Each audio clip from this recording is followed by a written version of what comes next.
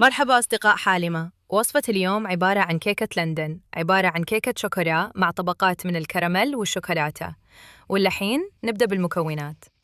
أول شيء راح أجهز جناش الشوكولاتة. استخدمت 180 جرام من الشوكولاتة. استخدموا أي نوع تفضلونه، وأضفتهم في وعاء.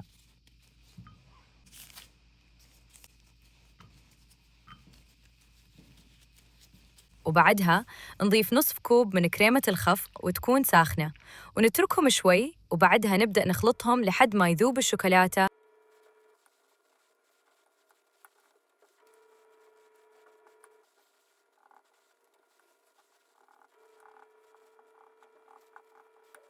ويكون بهذا القوام.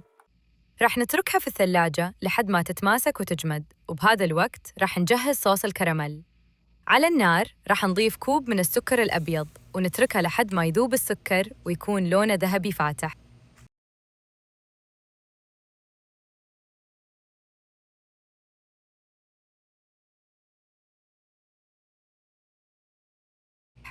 بعدها نضيف 40 جرام من الزبدة،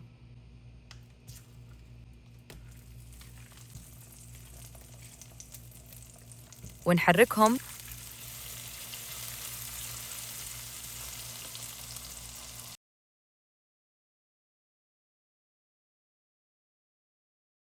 نصف كوب من كريمة الخفق ونحركهم.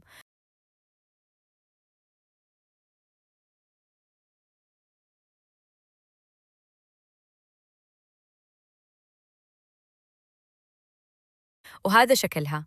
نضيفها في وعاء ونتركها بالثلاجة تبرد شوي.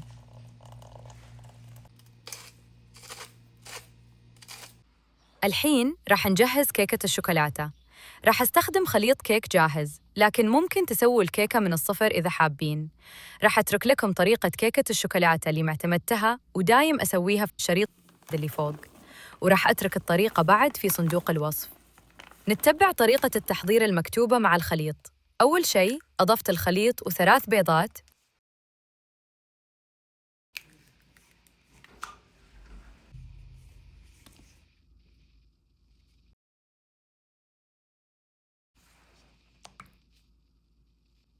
وحليب، وزبدة مذابة.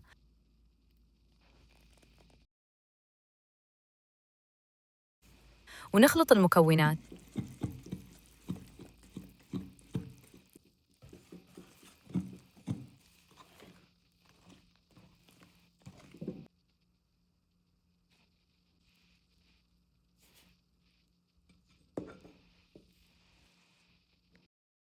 وفي قالب مدهون بزيت نضيف خليط الكيك.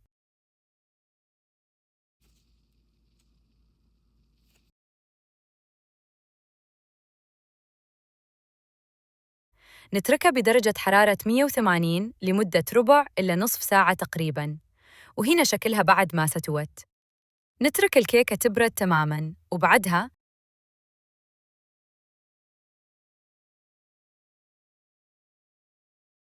نقسمها 3 شرائح بهذا الشكل.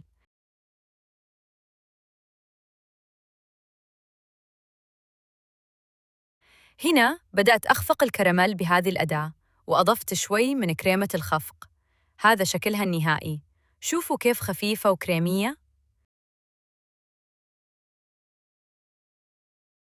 نجيب نفس القالب اللي خبزنا الكيكة فيها، ونغلفها بشكل كامل بالنايلون، وراح نبدأ في ترتيب الطبقات.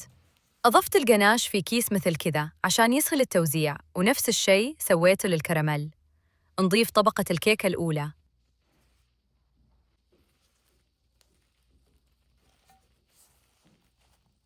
بعدها من الكراميل،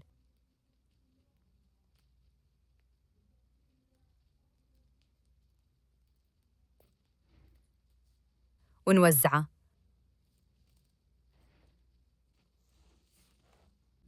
طبقة من الجناش،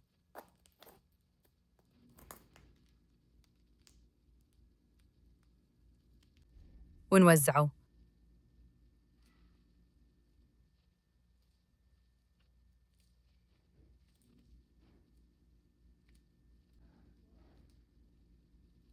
طبقة الكيك الثانية، وراح نكمل نفس الخطوات: كراميل وغناش. وأخيراً الطبقة الأخيرة من الكيكة ونغلفها بالنايلون مثل كذا، ونتركها بالثلاجة من 3 إلى 4 ساعات حتى الطبقات تتماسك. أنا هنا استعجلت وغلطت وما خليتها وقت كافي، خليتها تقريباً ساعة، فالطبقات ما صارت متماسكة، فخرب الشكل شوي. لكن صورته مرة ثانية بعد ما تركته وقت كافي. شوفوا كيف تماسك الكيكة، لذيذة بس شوي حالية. وخليط الكيك مو من النوع الخفيف، لا، شوي دسم. بصراحة عندي طريقة كيكة شوكولاتة بالكراميل لذيذة وخفيفة. إذا حابين أصور لكم طريقتها اكتبوا لي في التعليقات. وبس، مع السلامة.